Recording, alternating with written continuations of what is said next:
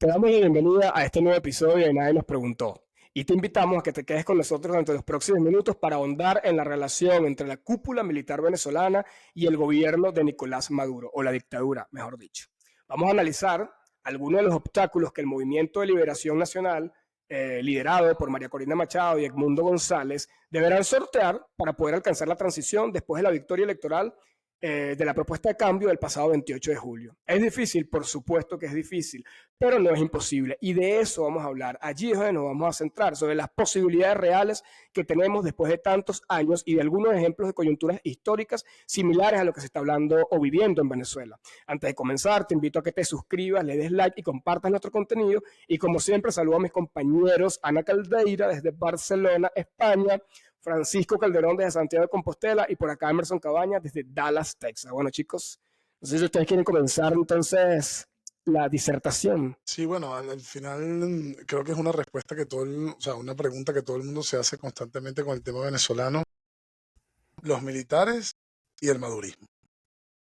O sea, si es un ente separado, o sea, realmente, porque muchos siempre escuchas en Twitter, en muchos sitios, no, pero es que las Fuerzas Armadas acudan a su llamado constitucional. Pero realmente existe, después de todos estos años del chavismo penetrando, limpiando, entre comillas, las Fuerzas Armadas a su entorno ideológico, ¿existe realmente un cuerpo institucional dentro de las Fuerzas Armadas? Y además uno pensaría que muerto Chávez, como que, y siendo Maduro un civil, pues como que de alguna forma se purgó, pero todo lo contrario, se exacerbó. De hecho, los ministerios más importantes de petróleo, de telecomunicaciones, agricultura, o sea, todos los ministerios más importantes, creo que tienen 40% de las carteras ministeriales, son por militares, están, digamos, liderados por militares, además cosas que sabemos que más negocios más irregulares como las minas o bueno, el narcotráfico, etcétera, y vemos que hay un entramado complicadísimo que no se entiende cuándo empieza o sea, si está separado realmente el chavismo del sector militar, digamos de la cúpula, que también lo veníamos hablando con Emerson, y tratar de separar esto, ¿no? Porque la gente, digamos, el cabo, el soldado raso, que pasa hambre como cualquier venezolano, que sus hijos no pueden ir a un colegio porque no hay profesores o que no hay servicios, que va al hospital y no encuentra servicios.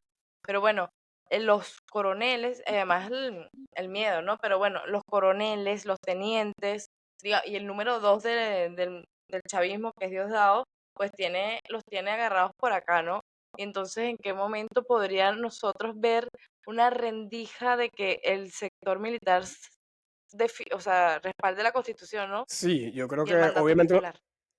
yo creo que no podemos ser ingenuos tipo Capriles que salió hace que sí par de días diciendo, ay, pero es que yo pensé que Maduro iba a reconocer como un demócrata, quedé sorprendido. O sea, obviamente no hay que ser Capriles en ese sentido, porque bueno, habrá que reconocerle en otro momento los méritos que tenga él, pero sabemos que estos tipos, por supuesto que no son demócratas, ni piensan como un demócrata, y en este podcast lo hemos llamado mil veces que el sistema, como ellos racionalizan todo, es según la lógica criminal, porque son una corporación criminal. Pero aquí, y Ana comenzó, me parece fundamental, es el tema de separar lo que es la cúpula militar con el resto de la Fuerza Armada. Ahorita vimos como a raíz de las elecciones, de hecho, se empezaron a hacer estudios de cómo quedaron los resultados en muchos centros con alta presencia militar y vemos como allí la tendencia se mantuvo, o sea, no hubo mayor tendencia a favor de Maduro, se mantuvo la tendencia nacional de apoyo masivo a la candidatura de Edmundo González, ¿no? Entonces también te demuestra que sí pudiera haber un sector importante de los militares que están separados completamente al final de los lujos exacerbados y sin ningún tipo de restricción de la cúpula, de los generales, ¿no?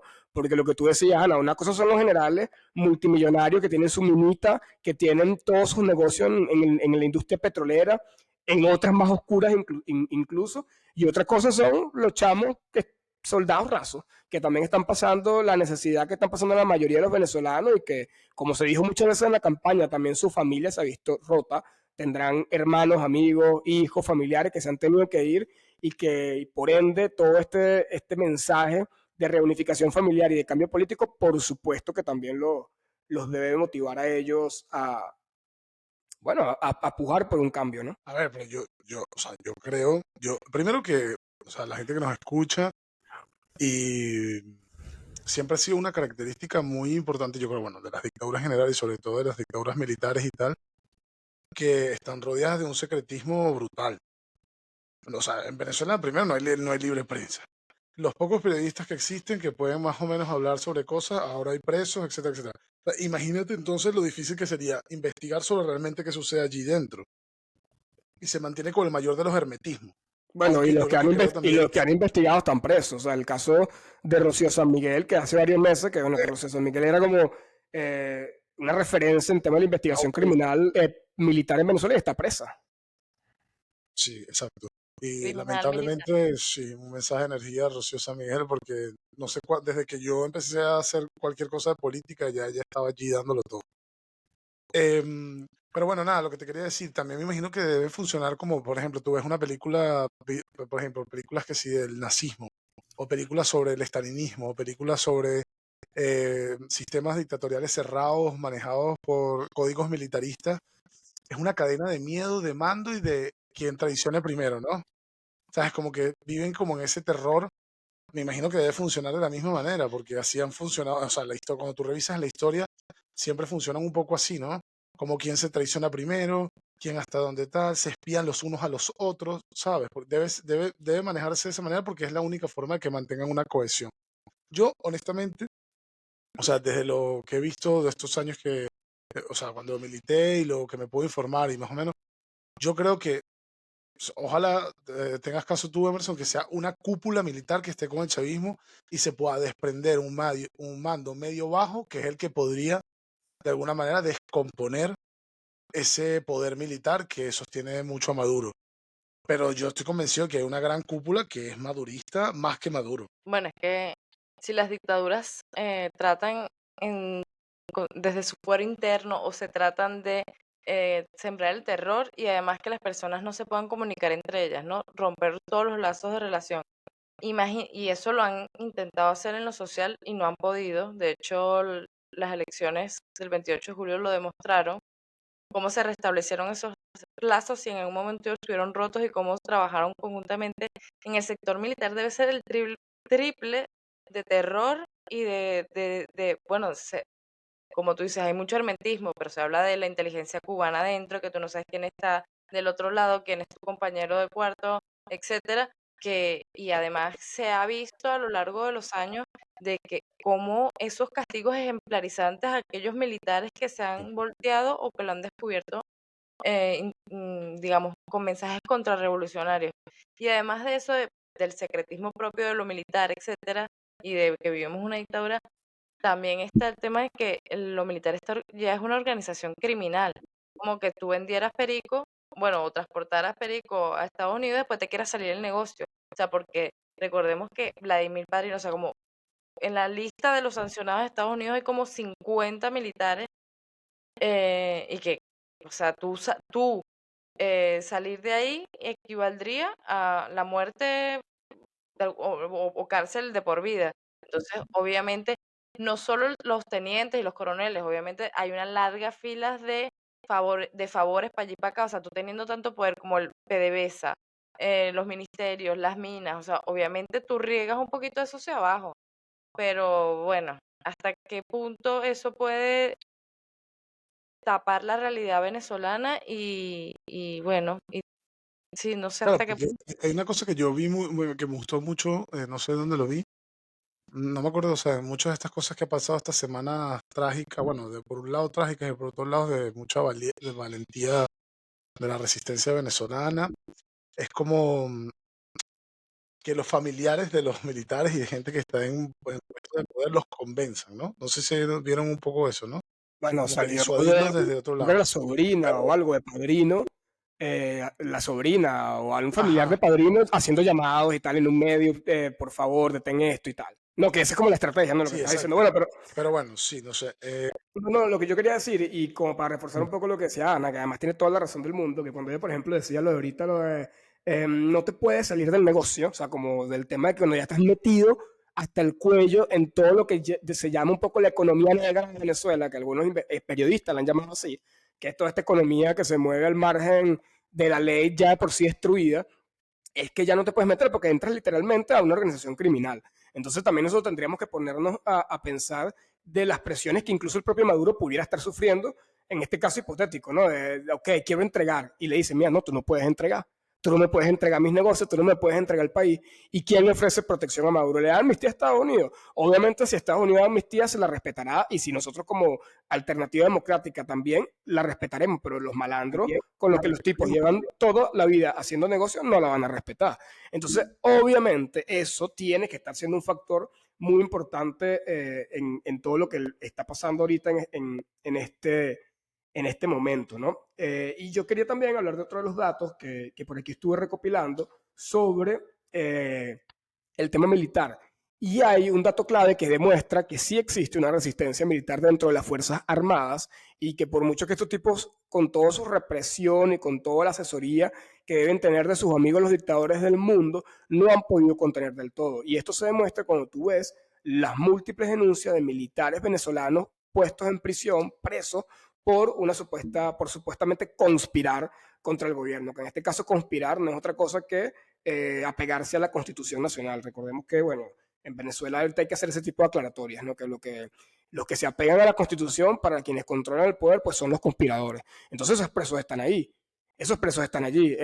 Hay gente asesinada, incluso denuncias de militares que han perdido su vida a raíz de hechos oscuros, ¿no? Como el militar en Chile, o como el militar, por ejemplo, que era muy cercano a Tarek, el Aizami, que una semana después de su detención fue encontrado ahorcado en su celda, en el reclusorio donde estaba, porque supuestamente se había suicidado. Entonces, bueno, te deja ver que sí puede haber cierta resistencia, pero obviamente ahorita más que nunca debe estar sometida a un nivel de presión sin precedentes.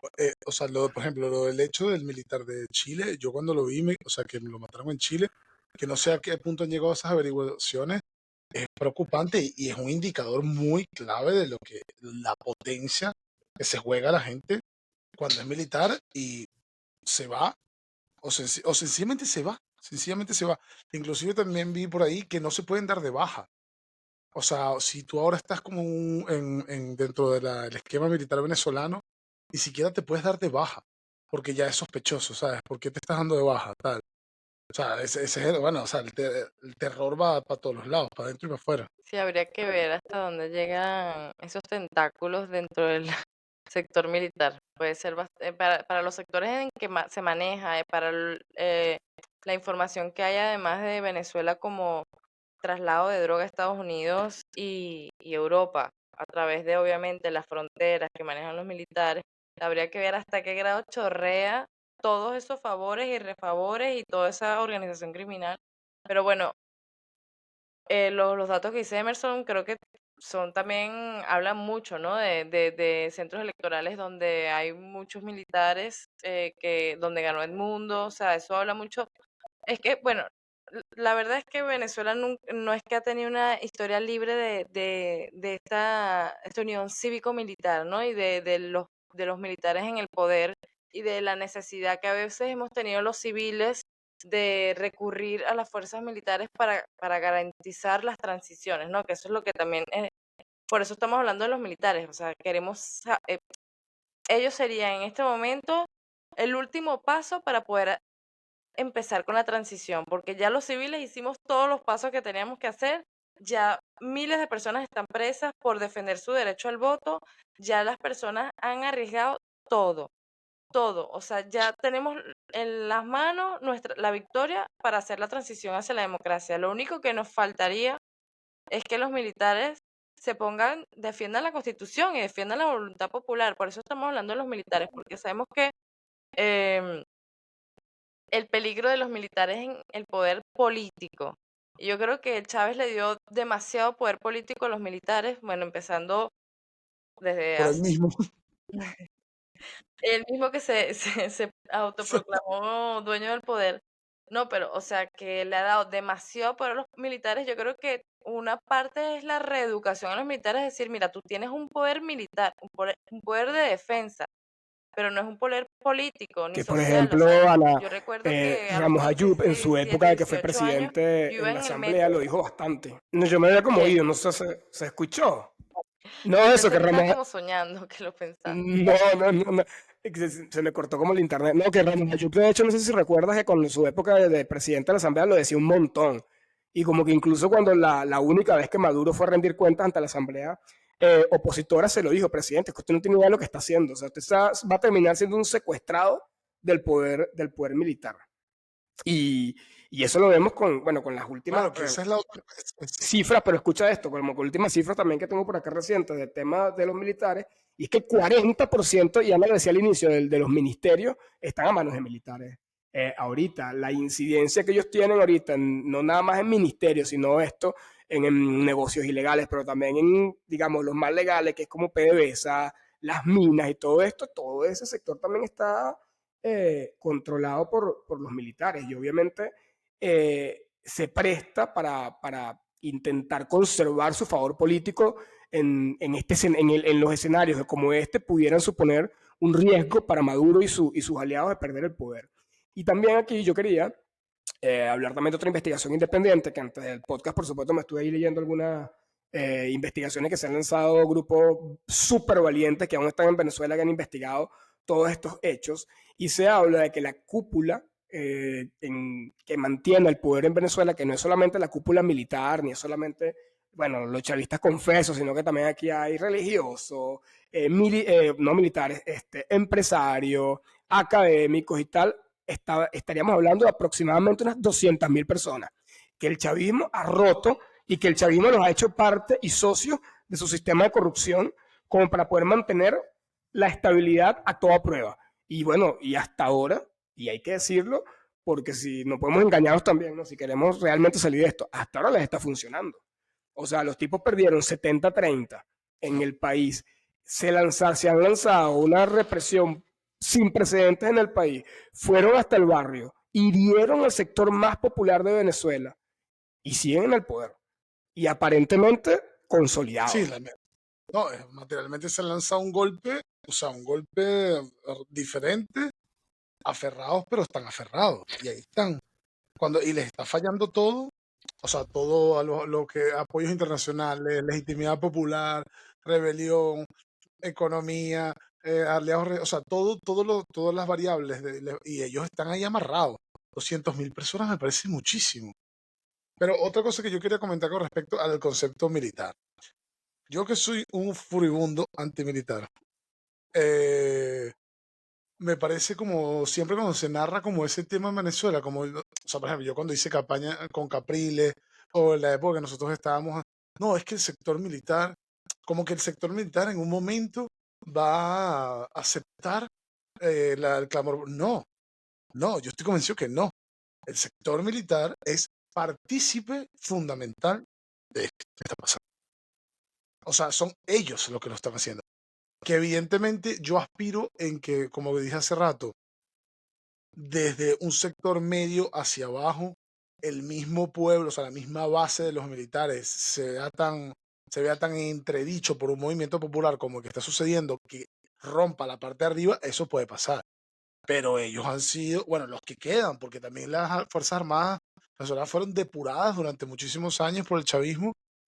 em, Ellos son y encima con los datos que tú me estás dando, que manejan el 40% de las carteras ministeriales, son ellos los que se están haciendo ricos. Más bien, obviamente no va a decir que Maduro está preso de ellos como le dijo Ramos Ayub, pero no son ellos los mismos. Además, ¿cuántas veces ha salido Padrino López en la primera semana?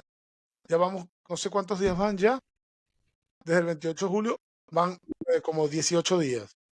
¿Cuántas veces ha salido o sea, Vladimir Padrino López a, a- no a decir, no, es que el CNE, no, no, no, a apoyar directamente a Nicolás Maduro? Ha Sí, salido yo creo creo que dos o que, tres veces, o sí, cuatro. sí, han No salido mucho, varias veces. hasta el TCJ. ah, No, que yo creo que sin duda la situación es muy comprometedora, pero yo creo que también mucha de esa gente que está allí estará pensando también en su supervivencia, ¿no? Y yo creo que así como también hay miedo bueno, de decir o de expresarse o de lo que sea, también hay miedo de que la cuestión caiga. Yo creo que cuando los tipos están sometidos a una presión semejante como la que están sometidas ahorita, muchas personas que están internamente, que justo por ese tema de que no se puede confiar en nadie, no saben en qué momento pudiera existir una rebelión interna que le ponga fin a esto. Entonces, eso también pudiera hacer que muchos de estos subgrupitos que existen pudieran dar el paso a negociar en paralelo su supervivencia política, económica, después de una posible caída de estos tipos, ¿no? Porque no estamos hablando, no es su supervivencia física, porque bueno, de este lado no somos criminales y aquí nadie va a estar, aquí más bien lo que se quiere es reimponer un sistema de justicia en Venezuela.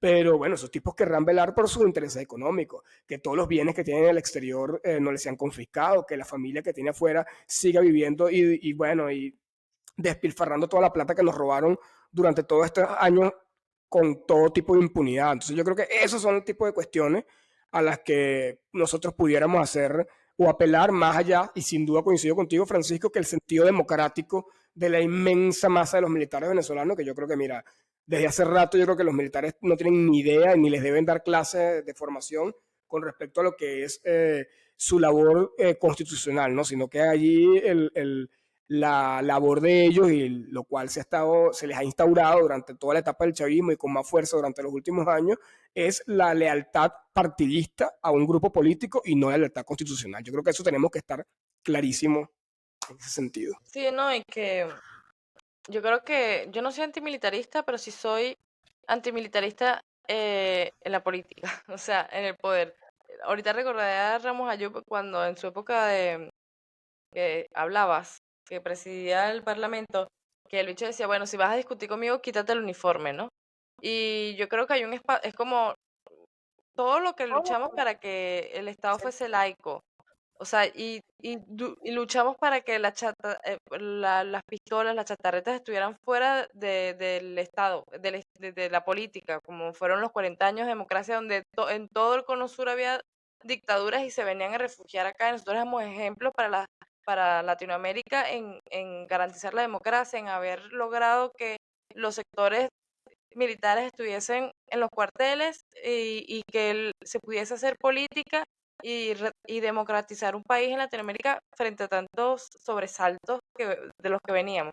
Porque además nosotros, no es desde ahorita este golosineo de los militares por el poder, ¿no? Porque, o sea, de hecho nosotros llegamos a la universidad con una historia militar. O sea, la historia de Venezuela era una historia militar para nosotros. Sabíamos que era Simón Bolívar, sabíamos quién era militar.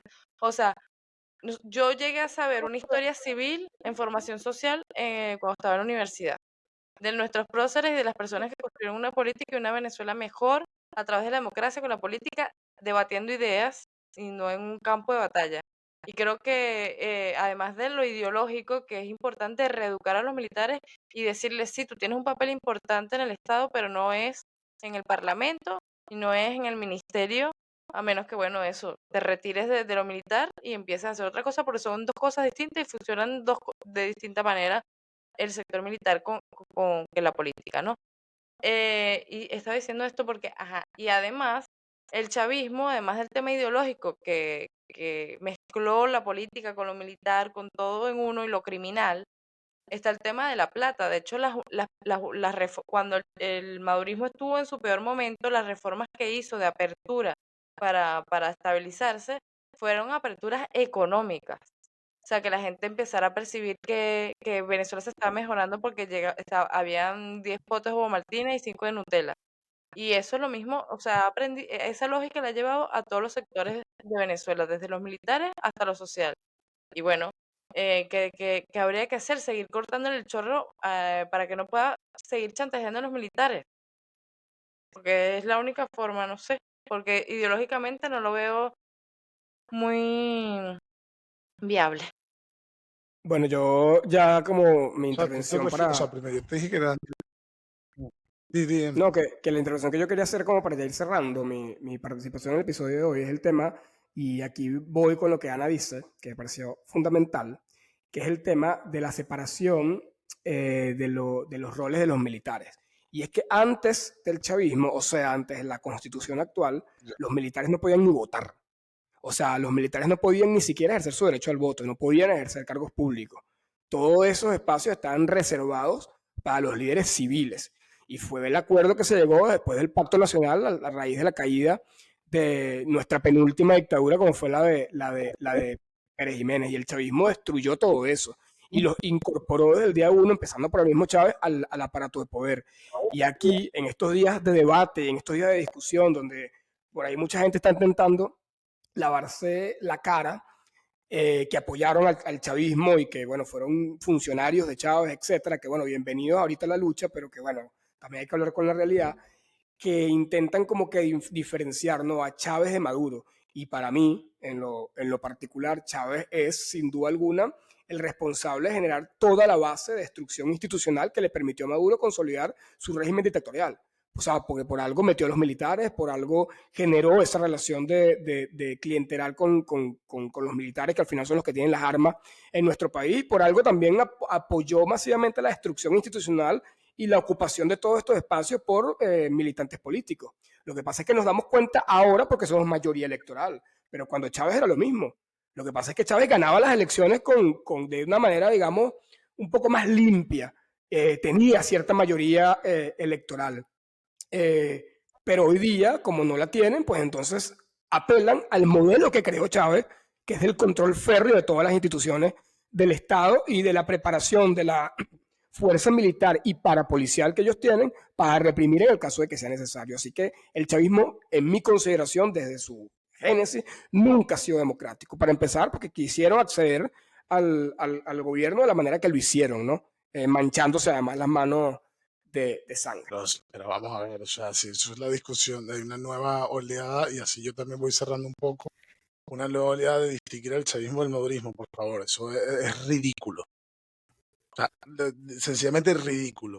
Obviamente ellos, o sea, primero un golpe militar, o sea, el militarismo de Chávez, y esto es sencillamente una consecuencia de un Estado hiperpopulista y autoritario que si en efecto tuvo en algún momento mayorías electorales, no impidió que de la misma manera oprimiese de las diferentes maneras que tuviese disponible a todo un sector que no quería estar con ellos, que era casi el 49%, para ponerlo así en términos, durante muchísimos años.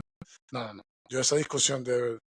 Pero bueno, para ir cerrando con respecto a lo militar, espero que las presiones y la necesidad de cambio en Venezuela y, o sea, la decadencia que nos ha llevado toda esta dictadura sea más fuerte para que se pueda quebrar cualquier base que sostenga una cúpula militar que, aunque por muy millonaria que sea, es tan desigual que se parta en algún momento. Amén. Sí, y que si no es por razones loables que se aparten del madurismo, por lo menos que sepan que tienen los días contados, o sea, están contra la pared, Maduro no puede ni dormir, o sea, que Que no estás del duerme. lado del perdedor, estás del lado del perdedor que le quedan poco tiempo. Pues sí, bueno, gracias por acompañarnos hasta esta parte del episodio. Recuerda que si te gustó nuestro contenido, la mejor manera que puedes hacer para apoyarnos es suscribirte, seguirnos, dándole like, compartir. Y nos vemos ya en el próximo episodio, donde seguiremos debatiendo, analizando y acompañando esta situación y sobre todo estar muy pendiente de lo que pasa internamente en Venezuela, en los sectores más vulnerables, que son los que están siendo víctimas de una mayor manera de la ola represiva del chavismo. Y recordarte que este sábado 17 los sectores democráticos han convocado una movilización a nivel mundial para justamente elevar nuestra voz ante lo que está pasando y poder ser partícipe de este movimiento de cambio, incluso si no estamos en Venezuela. Así que ya sabes, esté donde estés, así es el pueblito más por allá de estos países donde nos obligaron a estar, a emigrar, donde nos obligaron a vivir a raíz de ser expulsados directa o indirectamente de Venezuela. Exprésate, que es tu derecho, así estés a miles de kilómetros de Venezuela. Nos vemos en el próximo episodio de Nadie nos preguntó.